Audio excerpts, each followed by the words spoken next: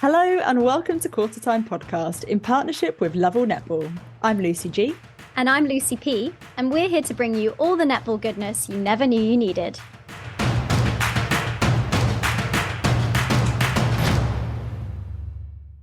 Hello everybody and welcome to the first episode of the 2023 season.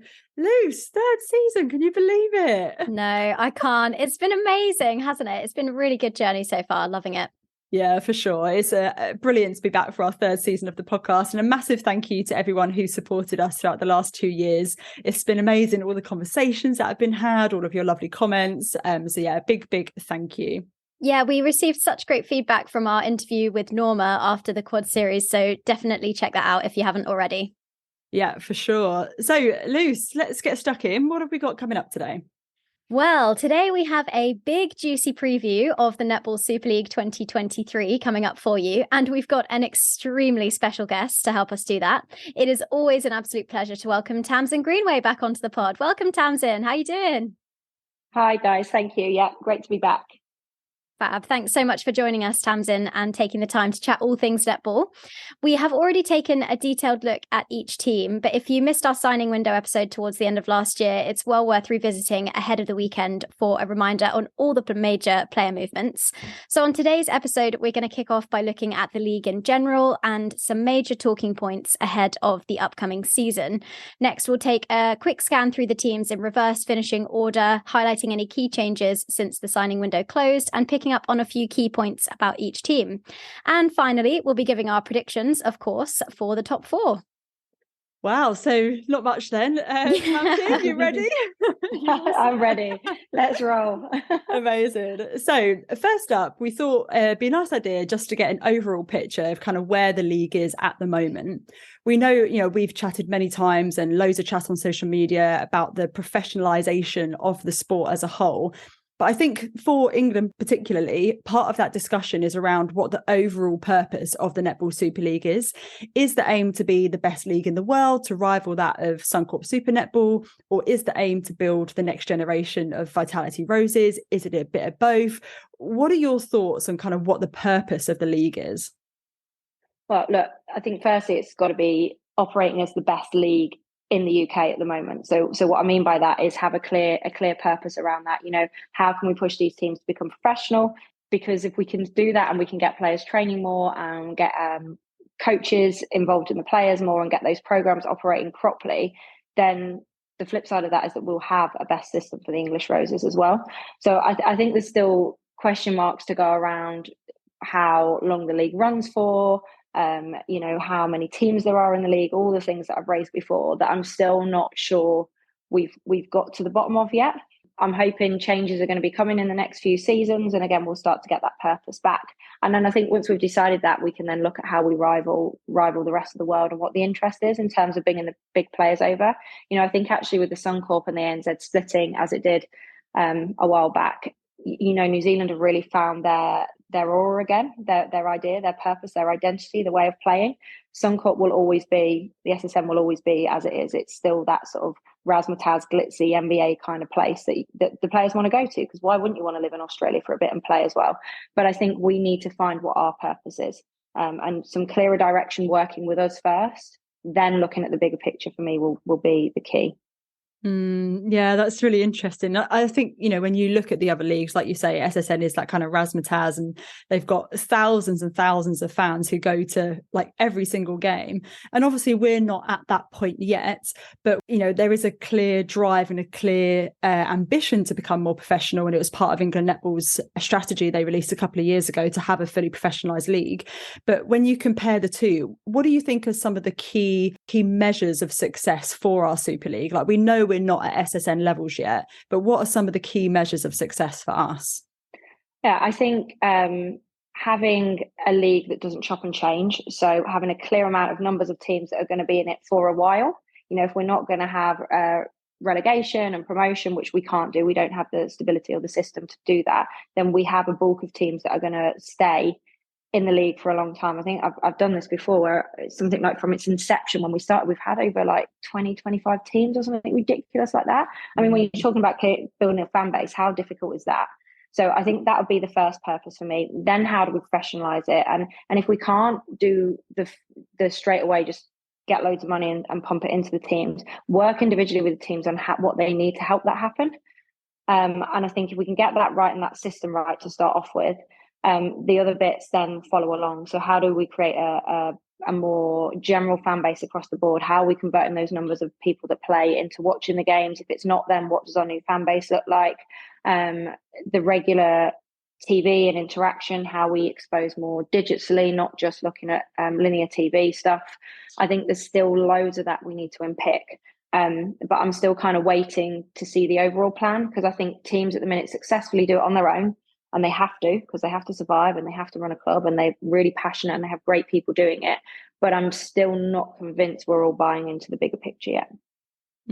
Yeah, that infrastructure argument I think is really interesting, and we saw recently that England Netball went out. There was a job role that went out for, I can't remember the exact title now, but it's like managing director of the Super League or something. So it's great to see that, you know, that investment into the league is starting to come. And although England Netball and the Super League do have separate boards that each entity responds to, they are under one umbrella. I suppose there's an argument to be had that in order to progress the league commercially, we might need to adopt a slightly different model where the league and the NGB are entirely separate, as in, you know, there's no connection at all. What changes would you like to see in terms of that management and how the league is managed? Yeah, look, I think there's pros and cons to both. The danger of you going completely separate is that people can turn it into what they want. So, you know, if we're talking then having a successful Roses program, well, the Roses program wouldn't be forefront and centre, because if any business or commercial entity wanted to come in and take the league, their focus would be solely on earning money through making the league the most successful league it can be. And that could become at the detriment to the Roses. I'm not saying it would, but it could. So I think there is a balance in between where, yes, the governing body will need to relinquish some control to allow it to commercially thrive and make sure we have the right people doing that job as well. And that's understanding where we want the league to go and how we get the best of both. That would be my ideal world. But you know, I live in the world where I'd love us all to work together properly to build up our sport and brand netball. Whether that can happen, who knows? I think it's great that we're starting to see roles now coming about. Like you said, I saw that one advertised as well, and it's fantastic. It needs to happen. I think people don't realise the lack of independence the league has had over the last few years, and so almost that's where we get into sticking points. And it's done a purpose. We, you know, when we first wanted to do a Super League, it turned from Super Cup to Super League. We've had some great moments from it. We've come a long way, but I think the frustrations come from the baby steps. You know, where's this next giant big leap to go? This is what we're doing, and this is what we're really going to stick at for the next 4 to 5 to 6 years to really build a product. I think we've jumped around way too much, and that leadership and direction for me will need to come from a balanced outlook. Yeah, I totally agree with that. And I think it's about that long-term vision. And obviously something important to bring into that is a sponsor or a major partner. And we obviously heard towards the end of last year the news that Vitality would no longer be their naming rights partner for the Netball Super League, but we know that they are continuing to support the Vitality Roses. Back when we first started the podcast, we had a lot of conversations around sponsorship and how to get the right sort of long-term investment to back netball. In your view, what does the termination of the Vitality sponsorship and the current lack of a replacement sponsor mean for the Super League?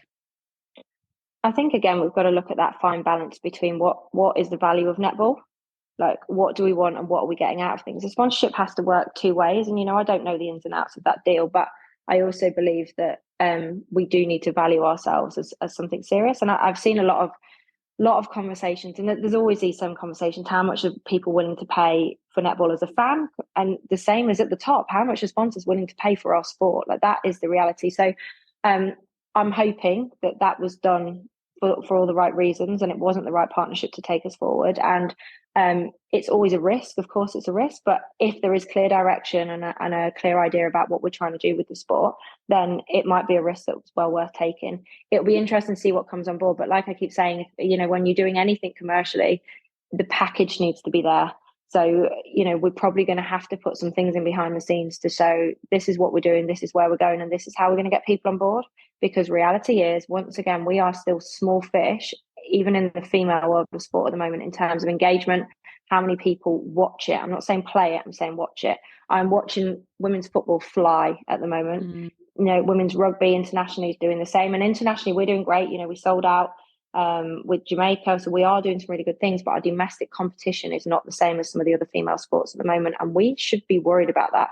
So we've got to work out a way of going, here you go, this is what we're going to do, believe us, this is the clear plan of doing it, everyone buys in, and then a big sponsor comes in and goes, that I can get on board with. And I'm hoping, and I'm sure with some of the people that are involved at the moment, that those conversations will be happening. But making sure the value of our sport is up there is important, and sometimes you have to take risks.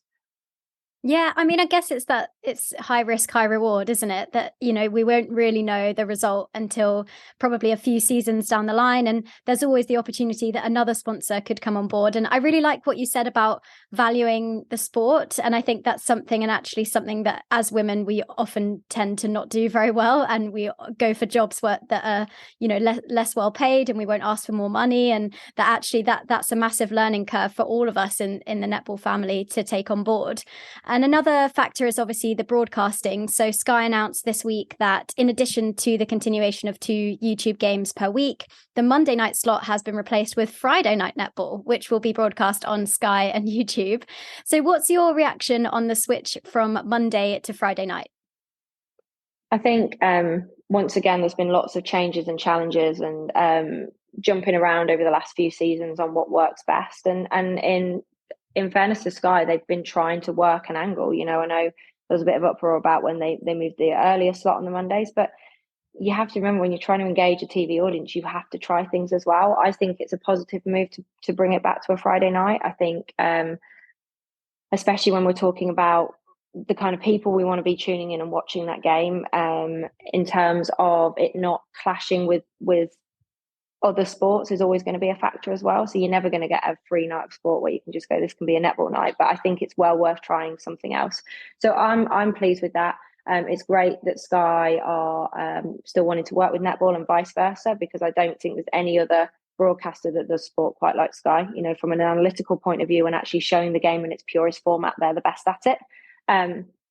Moving forward, we have to explore other ways, like we talked about, like the online stuff. Like digitally, how we package things, like how we show highlights, like how we get an engagement with people not just watching an hour's game and not just watching it on TV as well. Those things still need to happen.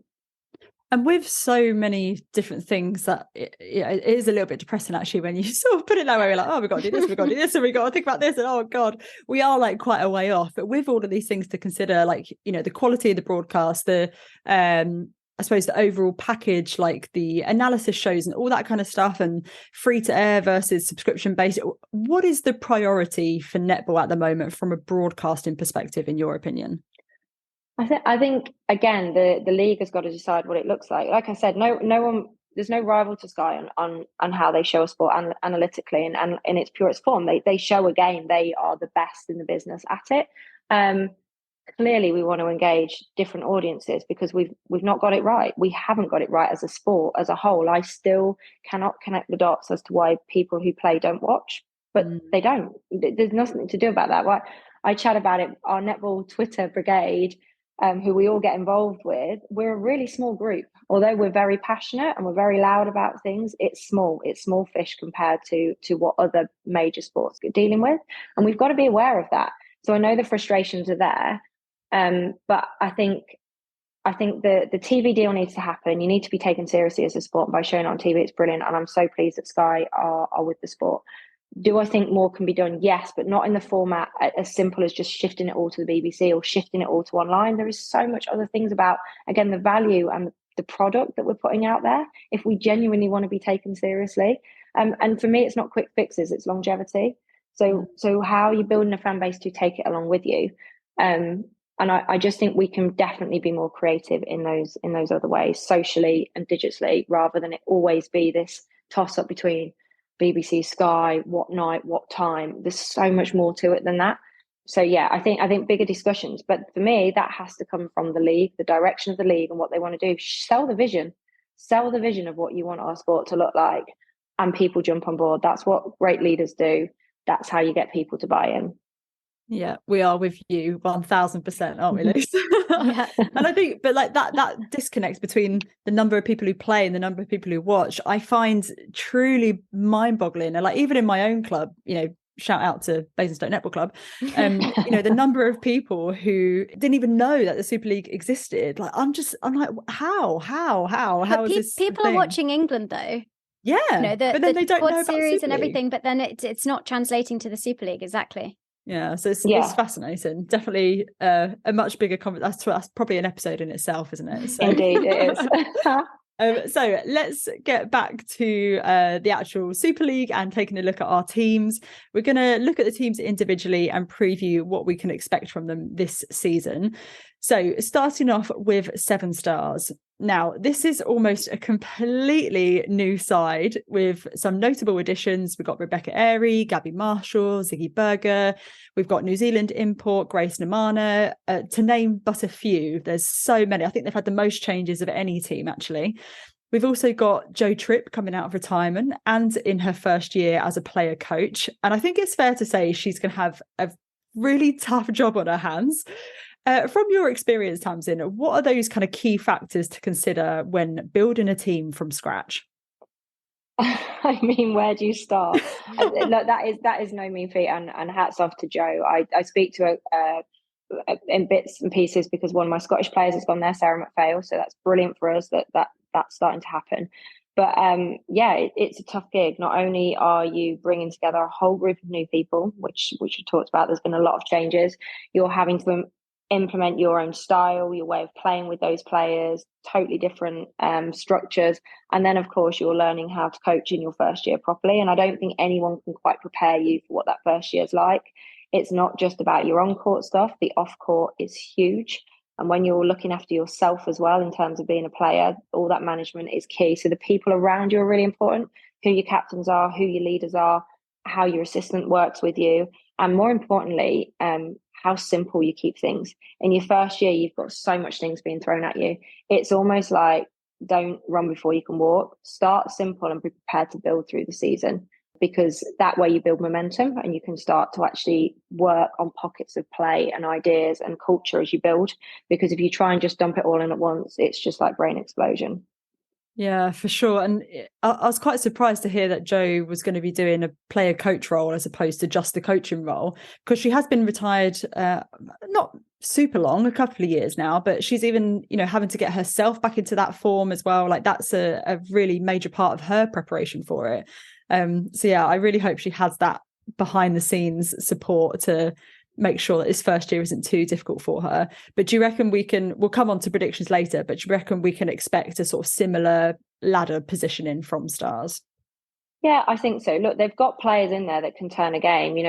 Players like Gabby Marshall are winners. They know how to grind stuff. I'm really impressed with Lucy Herdman. So again, to play with someone experienced like Jo Tripp in and around her will be key to bringing out the best in her game. Ziggy's one of those shooters. On a good day, she'll be putting up 60 goals for you. I think you'll see an inconsistent side, because I think it's pretty much impossible to come through and just be the finished article.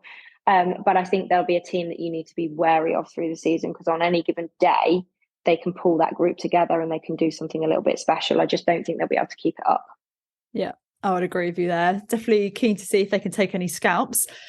Speaking of taking scalps, we're going to move on to Celtic Dragons. Despite losing Nia Jones, Dragons have retained a really good number of their players. They've also picked up powerhouse of Ella Powell-Davies, and they've bolstered their attack with Gabby Sinclair, of course, from Magpies and SSN. They seem to be building something really special under Danny Titmus-Morris last season. And I think they did get a couple of scalps, or very, very close to getting a few more. Do you think that Dragons could be hustling those top teams and taking some more of those big wins, particularly with Gabby and her SSN experience?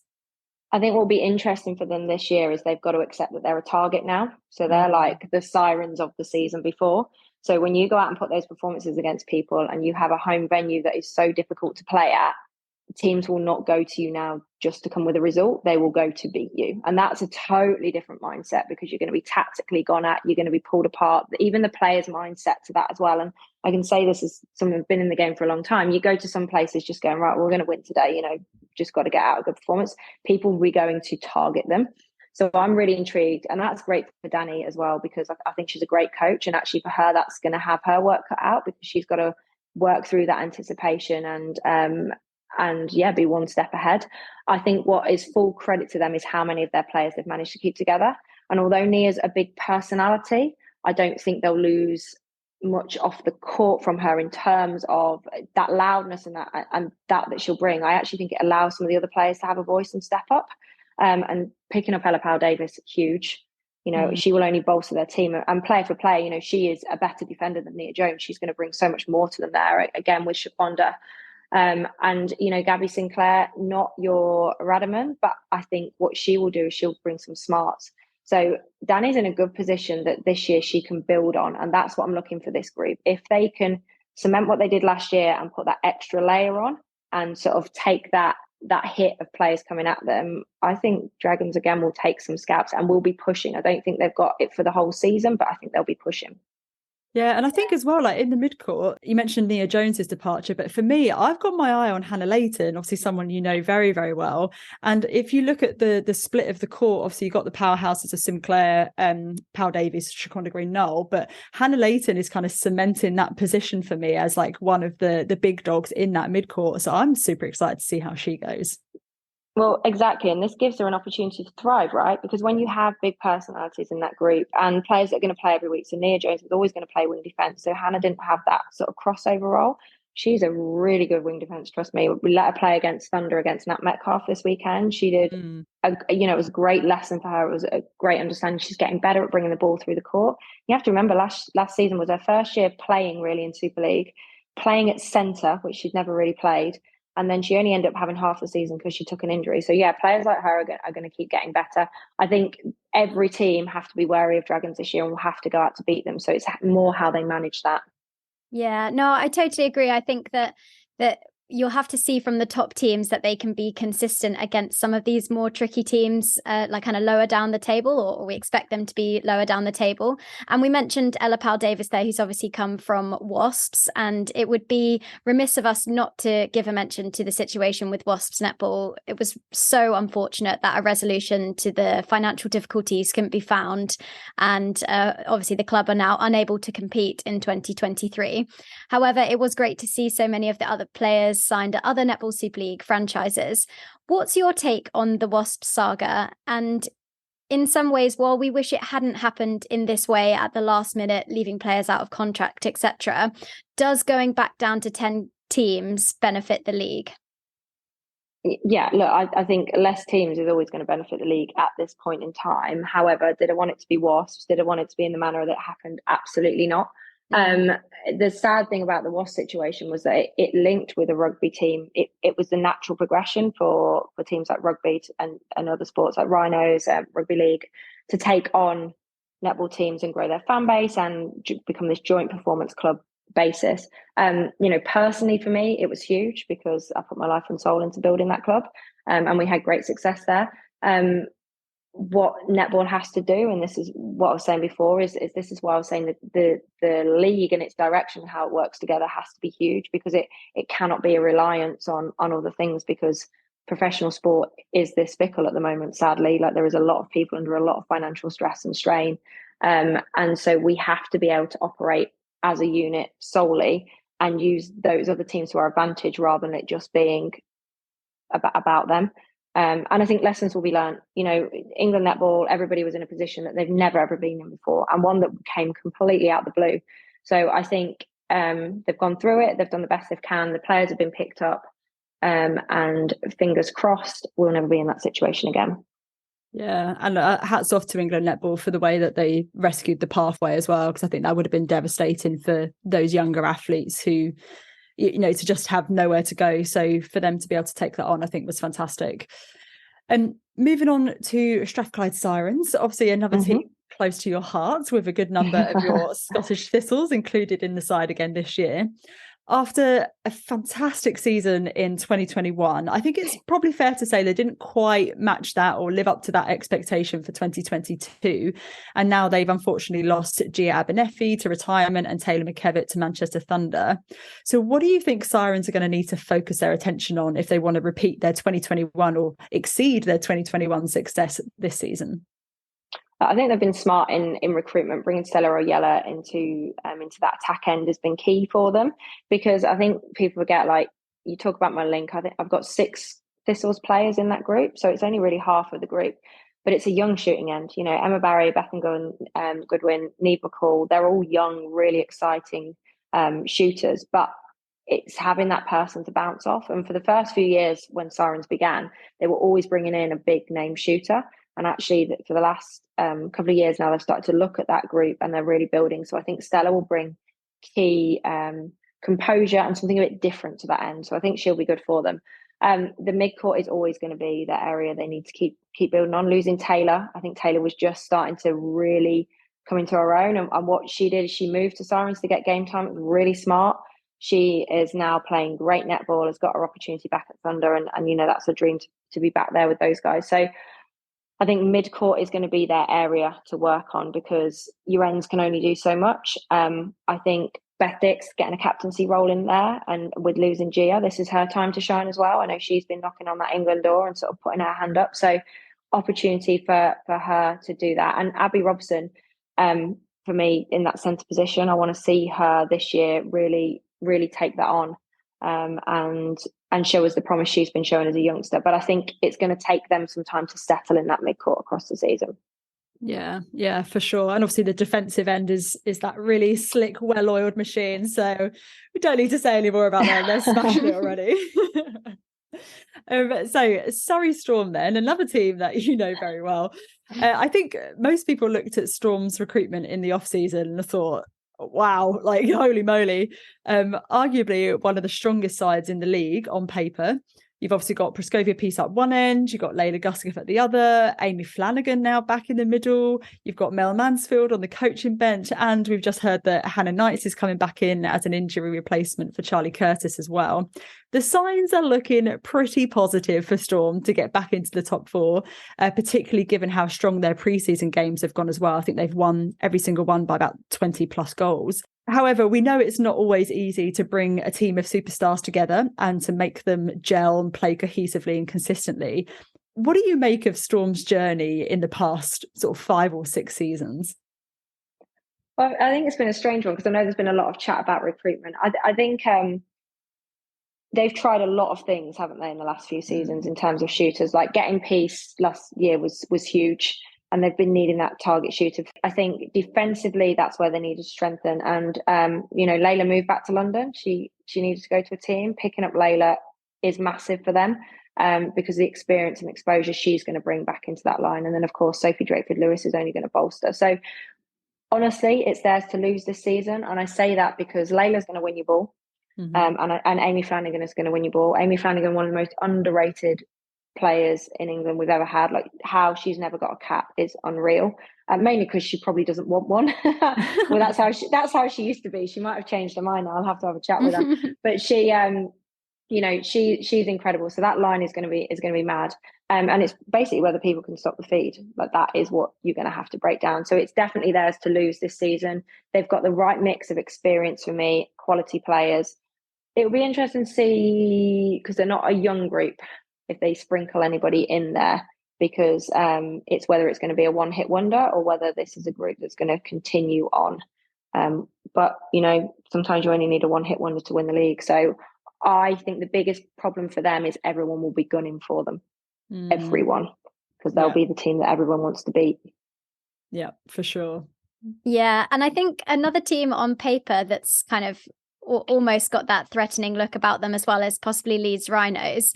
So they pretty much completely revamped between seasons. They have this starting lineup or potential starting lineup that I just can't get my head around. Ellie Bird, Elma Ray Vanderberg or Paige Reed, Elle McDonald or Brie Grierson, Caroline O'Hanlon, Nia Jones, Vicky Oyasola and Nicola Smith. I think that on paper is pretty frightening. But with a whole new squad, they've got a brand new coach as well, Liana Leota, and they've had now 3 different coaches in 3 years. So how much of an impact do you think that the numerous coaching changes will have had on the Rhinos environment? I don't think it's going to matter for this season, actually. Fresh coaches in when it's not really worked for you, and it's fair to say it didn't really work for them last year, will be an exciting time for any group. And working under Liana, I'm sure they'll all be absolutely buzzing. I've heard she's an excellent coach, and I'm actually really intrigued to see tactically what she does this season. The biggest thing is how much time she's had with them all. The South African players have only just come in. You've had other key players off and around on international duty. So how much time you've got, and again, simplifying that system so they can come back in and they build. I think this is a team that will get better across the season. So you won't see the finished article on day one. Unlike Storm, I think you'll see what you're going to get with Storm on day one is what you're going to get with Storm in the finals. So this team are going to build. So you almost want to get them early on, as early as possible in the league.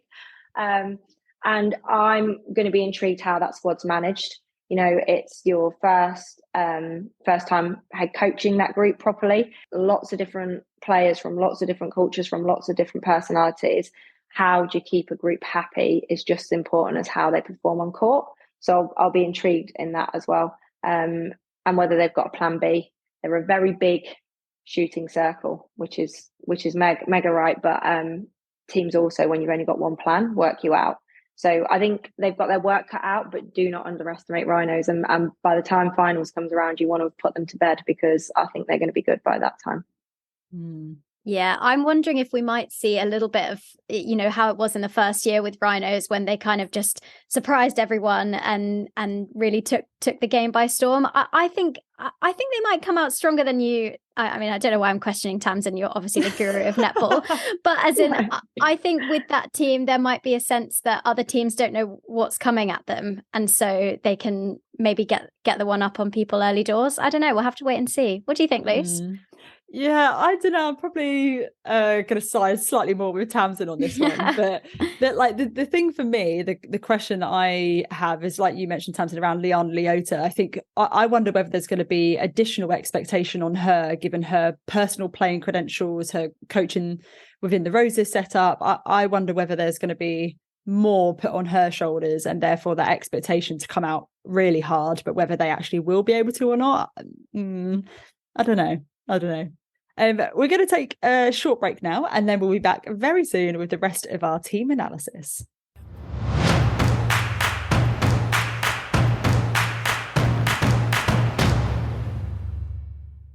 I don't know about you, Luce, but it gets to this point in the season and all I'm thinking about is getting new trainers. When you're just eyeing them up all the way through, I'm feeling it. Yeah, I love a bit of new stash, but I'm that type of person. I'll put all of these things into my basket, spend hours and hours looking around, but then I'll never actually go through with it. It just sits in my basket forevermore. It's so true. I know, honestly, can relate. But luckily, Lovell Netball are offering a 15% discount on all first-time orders with code NETPOD15 at lovellnetball.co.uk. So you're sorted. Yeah, and honestly, Lovell Netball is the place to go. Whatever you want, they've got absolutely everything. Everything. Such a good range. Yeah. So whether you're looking for trainers, you're looking for bibs, you're looking for supports, whatever you need. Sports bras, all of that stuff. Sports bras, exactly. They have got you covered. So don't forget, that's a 15% discount off all first-time orders with the code NETPOD15 at lovellnetball.co.uk. Love a bit of Lovell. Oh my God. Love a bit of Lovell. Love a bit of Lovell. Happy shopping, guys.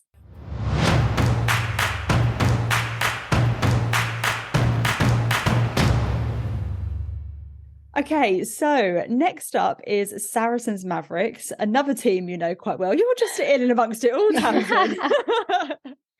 Nets have obviously managed to retain a good number of players, the likes of Gibson, Sasha Corbin, Quashie, Venter, but they've also lost a few, namely Colleen Corbin and Gabby Marshall. And when we spoke to Camilla towards the end of last year, she spoke about having those tough conversations and fresh starts, because we know that they've struggled to get into that top 4. With a few months now under your belt within the Saracen setup, can you tell us a bit more about your working relationship with Camilla in your new role as Head of Strategic Performance? Yeah, so basically my role is split into different parts, whether I'm working with the performance team and working alongside Camilla. So not in a coaching capacity, but in more of an overseeing role. So just basically helping them in all aspects of performance and answering any questions, really. I think what happens, and this is what I've said about coming into your first year of coaching, you kind of just dropped in it.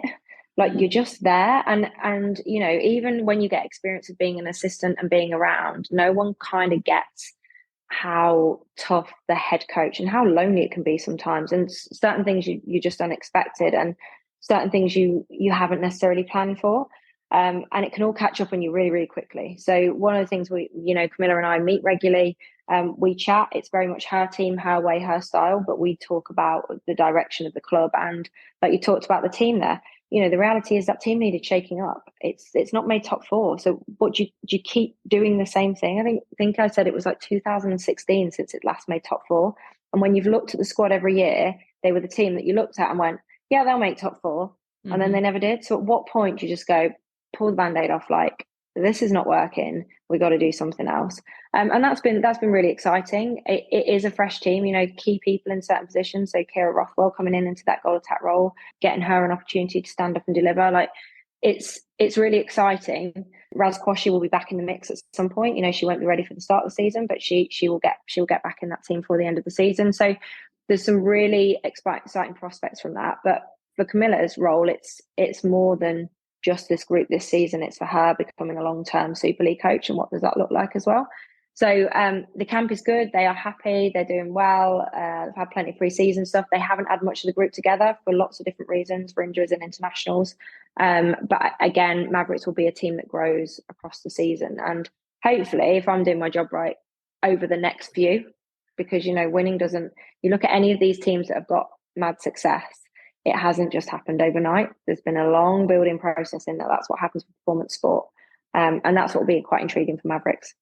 Yeah, for sure. I mean, look at a Thunder as a prime example. Like, the strength that they've built in their pathway over the years has really just set them up for success time and time again. So yeah, keen to see how Mavericks go over the next sort of 3, 4, 5 years under your influence, of course. Next up is London Pulse. Now, Pulse were already stacked with talent, if we're being honest, and they've managed to bolster their side even more with the experienced roses of Jade Clark and Chelsea Pittman.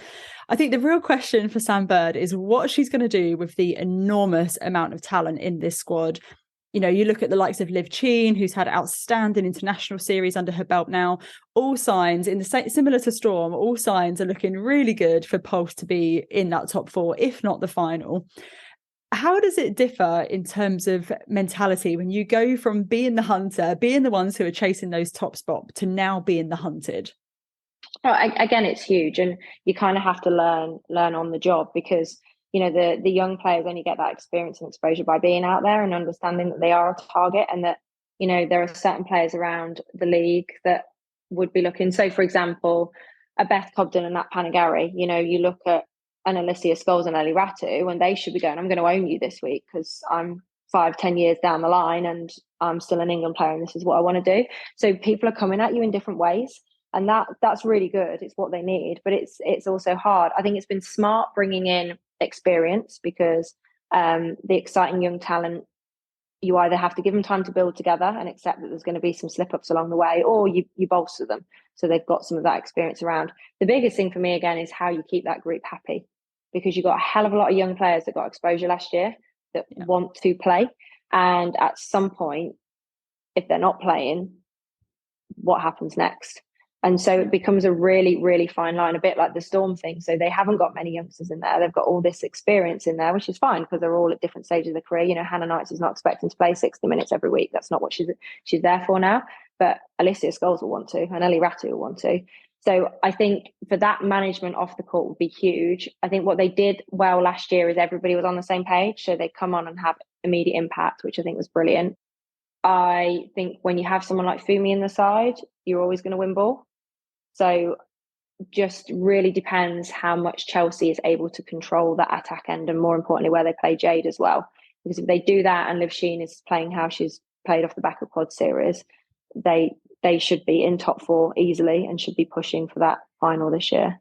Yeah, 100%. And I actually wonder whether there's a bit of a like a bit of a timing question around Pulse. I think there's been a bit of speculation as to whether we might see some retirements from the likes of Jade or Chelsea after World Cup, or possibly even movements overseas with Fidoju. I'm sure every SSN team is eyeing her up keenly. So I kind of wonder, like, is now the time for Pulse to really stamp their authority and claim the title? Not that it's a now or never, but it just seems like the time is right now for them to do it. No, you take Fumi out that side and it's very different. I'm not saying anybody's a one trick pony, but you saw England, she wins so much ball. So it becomes a very different unit. So yeah, she will eventually get taken by an Australian side. Like I can't believe that won't happen if it's not after World Cup the year after. And so it is a fine balance, right? Because if you want to strengthen your youngsters around you and you want to help them, but you also don't want to lose them, because if Fumi goes, who's your next one through? What's the next one look like? What happens there? If Chelsea and Jade do decide to retire at the end of the year, have you done enough work with Ellie and Liz that they want to stay? Or has someone else promised them a starting spot for next season? And this is what I'm saying about coaches don't understand the work off the court. It's a constant balancing act, and you can't just focus on one season. You know, you can if you want to bolster and just win it, but you can drop off a cliff the next year if you haven't done enough work behind the scenes. So it's this constant balance, and no one's got a crystal ball. You can't get it right. You look at that squad and go, it's a really good squad. If they remain happy and they play with the same intent that they did last year, and Liv Sheen keeps improving like she's improving, they will be pushing for top spots. But like I said, you haven't got the crystal ball, and that relies on some of those key players being really good this year. At the minute, they've given me no reason to doubt they won't be. So they're for me one of the teams like Storm that you're going to have to take out the equation. Yeah, for sure. No, I think pretty much everyone's tipping them to be in and around that top four. I know I certainly am. I think when I saw the addition of those two big names, I suddenly thought, okay, this is happening. But I really like what you said about balancing the kind of more junior players and making them feel happy as well. I think it's such a puzzle as a head coach to try and get that right. Moving then on to talk about Team Bath. So they're a fairly inexperienced side in places for 2023, having lost a few big senior names, including Tash Pavlin, who suffered an ACL injury, as well as Sophie Drakeford-Lewis, Gusgoth, Borgia and Rachel Shaw. They have recruited plenty of youngsters on the rise and just announced this week that Malawi captain Caroline Ntukule will be Tash's replacement, and they have the experience of Kadeen Corbin out the front line. So although Bath are one of the most successful teams in the league, they actually haven't lifted the trophy since 2013. What do you think they need to do to regain some of that former year dominance? It's a really difficult one, because I think Bath, for me, have sort of been ticking along. You've looked at squads in the past and gone, how have they not got that extra bit of spark? I think the biggest signing for me, and the one I'm most excited about, is Jada this year. I've been watching her and I think she's absolutely brilliant. She's that spark that they could need in that defensive end. I think down the attack end, it's whether they can maintain the right amount of goals with that shooting circle. Really rate Betsy, really rate Kadeen. But they're not necessarily targets. They're going to have to rotate a little bit more. You know, when you've got a big Ellie Bird in there, when you've got a piece in there where you can lob the ball in from anywhere, it's very different to when you're having to constantly work the ball around. So how they manage that is going to be quite interesting. And I think they'll be there and thereabouts, because, you know, Imogen Allison's too good not to be winning you ball. And I'll be intrigued to see where she plays this season, actually, whether they actually play her at centre, which will help her England career. But I think they're going to find themselves just a bit short. Yeah, I have to agree with you. I think they're possibly entering a building phase, and if they can keep a few of these youngsters together, that we might see some more things from them in future years. But I'm not sure there's going to be enough consistently, really, from my perspective. Moving on then to Loughborough Lightning. So Lightning have got to be one of the most consistent sides in the competition in recent years in terms of player retention. And after the terrible injury to Ella Clark in the final last year, they will have the trophy firmly in their sights. What can teams do to beat a side like Lightning? I think what you have to do with Loughborough is go the extra step. Loughborough, for me, are not... I don't mean this any disrespect. They're not the exciting team. They just are really good. Like, all of them, their positions are excellent. They are tenacious. They do the job. They're hard to take ball off, which is why the other teams have to have the spark. You have to have like a Fumi or a Moment or a tactical plan of going at them that's going to work. Because if you don't, they will just grind out that game and beat you. that's why they do so consistently well. It's interesting to see what happens with Beth Cobden. That's going to be key, I think, to see where she sits this season and whether she stays injury free and when they have her back and what that looks like. Jazia Diabarin will add them a spark, and I'll be intrigued to see again what position she plays, whether it's that goal defence, wing defence with Fran Williams across there. But yeah, I think Emma Thacker and Rhea Dixon will come in and be lethal. Who won't be lethal with Mary Trollope behind them? Rhea Dixon will add something a bit special as well, because she's got a bit more of that playmaking that I don't think we've necessarily seen loads of in that Loughborough attack end. Hannah Joseph is clinical every single week, and I love her. But I think Rhea will add that slight a variation for it. But then she's got a nail of shots. So I'm going to be Loughborough going to be there, and I tell you what, you have to be on your A game and some more if you want to beat that team. Yeah. They just blow my mind with how consistently good they are. They're like the Jade Clark of the Super League. They're just steady eddies. They just execute consistently. I can't wait to see how they go. Very conscious of time, so we're going to move on to Manchester Thunder before whizzing through some predictions. Last year's reigning champions have had a fair number of changes, actually, but the Thunder pathway conveyor belt hasn't skipped a beat. Sad news for Yasmin Roebuck on her injury, but we know that she's been replaced by Josie Huckle, who will bring so much depth into that defensive end. I know we've already spoken about how good Pulse and Lightning and Storm are looking particularly, but for Thunder, I just think there's very few weaknesses. And even though I said previously, I thought they might just be in that 5th position, just outside the top 4. I think seeing how their preseason has gone, like Lenise Potgieter in particular, is just, she is smashing it. I'm now struggling to see a world where they're not in that top 4. So outside of an unfortunate injury for Thunder, what could even go wrong for them this year? They'll be in top 4, but they are beatable.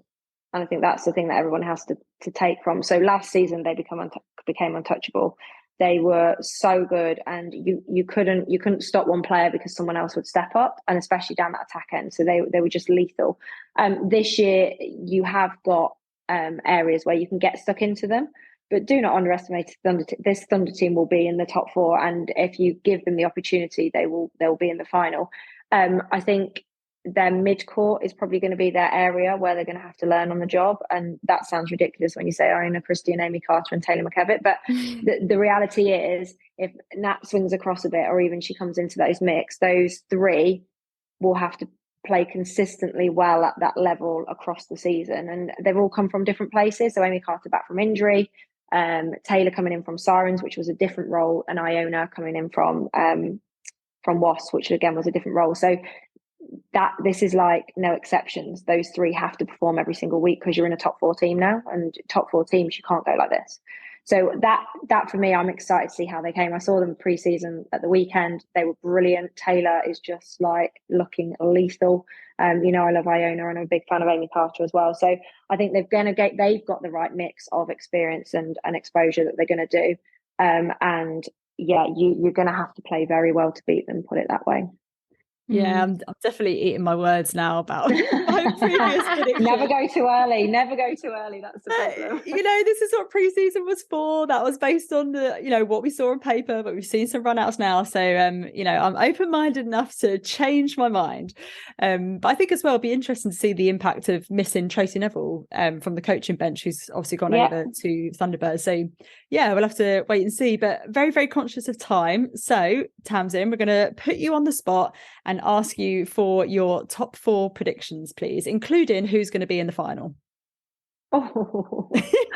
Just to be mean. Okay, top 4 at the moment, with how they're all forming at the moment. Lightning, Pulse, Storm and Thunder. However, I definitely think Mavericks can be in there. I think Rhinos can upset some people and Dragons can upset some people. So that's what I'm going for. It's final at the moment on paper. I'd say Storm are going to be in there, and I'm going to go a bit off script here, and I'm going to say Thunder are going to be in there. Storm Thunder final. Wow, interesting. I know. I'll probably eat my words. I think, and I know we do this every year, I think this is going to be one of the toughest seasons to call, because I think people are going to peak at different times as well. So I really think like no one should underestimate those other 3 teams, Mavs, Rhinos and Dragons, because they're going to be good by the end of the season as well. And I think as well, with it being a World Cup year, there's additional pressure on people that they know they need to have a really good season because they want to be putting their hand up for international selection. So there could be something that gets into the mix as well. My top 4 is the same as yours, Pulse, Lightning, Thunderstorm, but I think it will be a Pulse Lightning final. That's my prediction. Oh, so we've got different ones now. So my top 4 is exactly the same, Pulse, Lightning, Thunderstorm, but I actually now think it's going to be a Pulse Thunder final. So 3 different ones there. Interesting. Tamsin, we're going to have you back at the end of the season to see who was right, who gets the bragging rights. But massive thank you for coming on the show and sharing your expertise. I'm sure the Netball family has loved listening to this. So big thank you for coming on again. All right. Thanks for having me, guys. Thank you so much for listening to our first episode of season 3 of Qtr Time.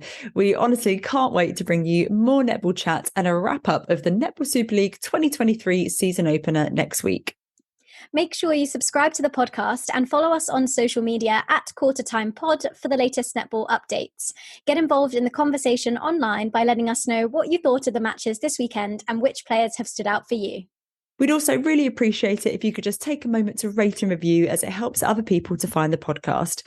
If you enjoy listening to us, do let us know and spread the word with your netball pals so that even more people can get involved. Don't forget as well to take advantage of that 15% discount for first-time orders at lovellnetball.co.uk using the code NETPOD15. Take care, everyone, and see you soon. Bye.